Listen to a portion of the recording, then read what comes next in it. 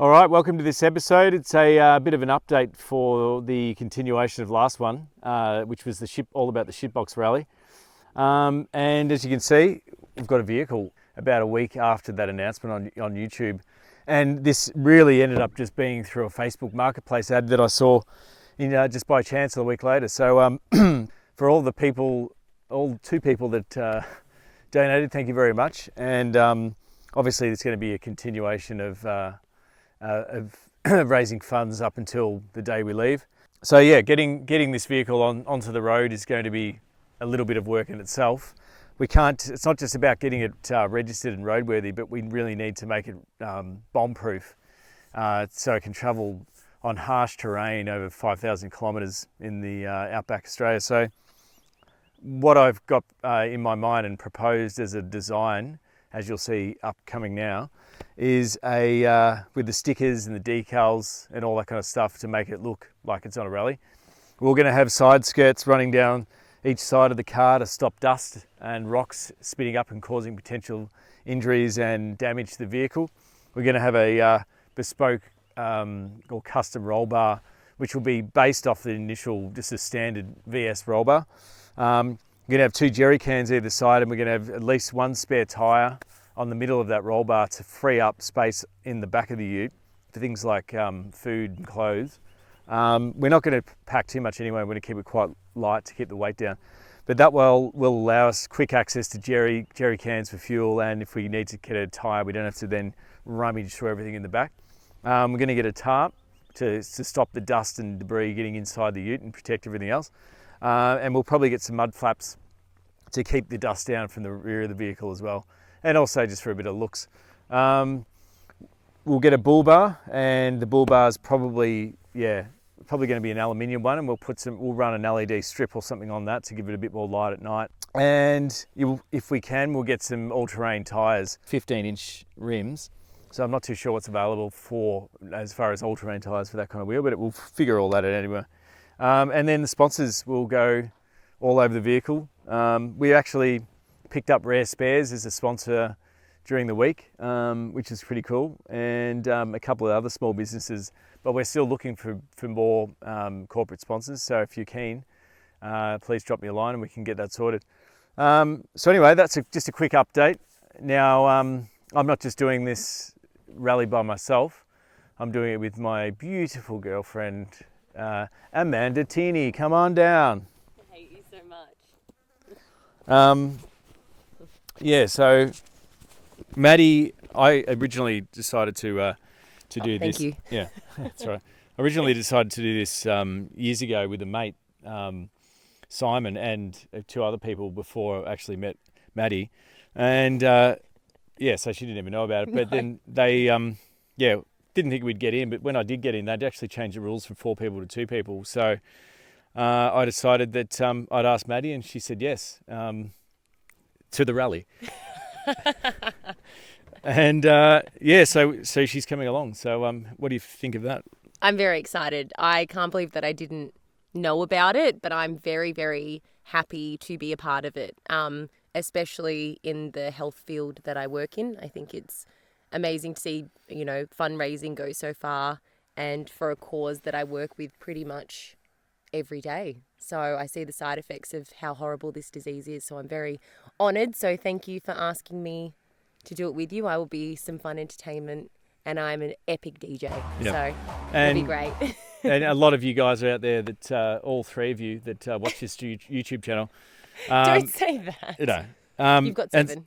And some of the guys that are out there that watch this show or watch this YouTube channel are probably sick of looking at my ugly scones. So finally, Maddie's back for a second appearance, and I'm still here, all the way from episode 7 or something. Anyway, she's back, and we might walk you through the car and do a bit of a tour of how much of a shitbox it actually is. Yeah, we'll do a quick overview now, and then we'll wrap it up. Take 2 on the facts about the car, because we did the first time, and unfortunately Maddie forgot to push record. It was an accident. Right, so it is a 1998 VS Commodore Ute. It is a V6. It's a Series 3. It's a V6 automatic. It comes with the obligatory bird shit on the bonnet and the dint. Yeah, but other than that, you know, externally it's not too bad. There's a few dings and wears and tears, things like that, but it has one owner, and it's been owned the whole time with that one owner. So it's done 330,000 kilometres with that one owner. It's got 15-inch wheels, as I said. They're the standard alloys. Okay, so a couple of more things about it. It's a petrol car. It's never been run on gas. It's done 330,000 kilometres on petrol. The inside of the tub, a little bit of surface rust here and there, but once again, it's nothing bad whatsoever. Just walk around to the rear of the vehicle.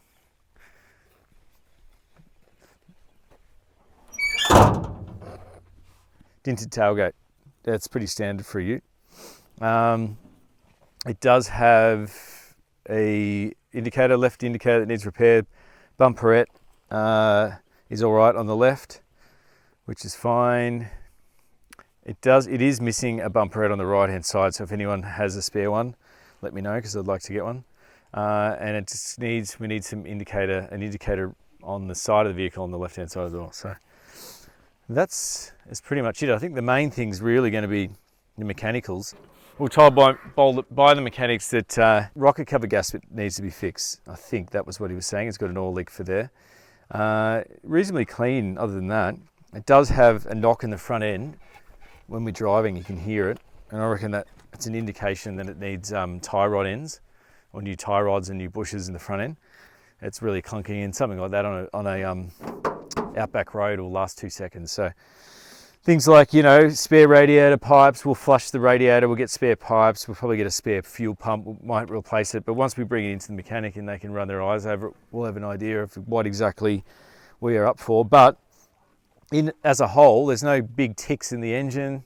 The gearbox seems to be pretty good, and as far as I know, the drivetrain and everything else is good. So that's it.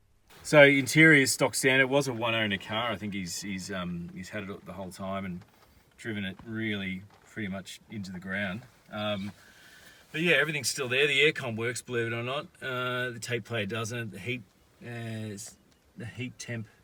temp gauge and the fuel gauge don't work. Other than that, it's pretty much just it just needs to be clean. There's a few tears in the velvet roof lining, all that kind of stuff, but once again, that doesn't matter. I'm going to start it up. Okay. Right. So she does sort of rumble a little bit at the start, but then purrs quite nicely. There is a muffler tear in the muffler, holding the muffler, so that's why you can hear that noise. No electric windows. So No therefore electric it is a windows. shit bomb in my eyes. But it's idling high at the moment, but other than that, like once we service it and get a dog's there, once we get it serviced and roadworthy, we'll probably come to rectify all those issues there and get her on the road. So that's it in a nutshell. That's our shitbox for 2019, and hopefully she gets us all the way to the end, and we may even buy her back. Maybe. If she does the job for us. So Thanks for watching, guys, and tune back next week. If you like this video, subscribe, leave a comment, like, share with all your friends. I'll see you next week.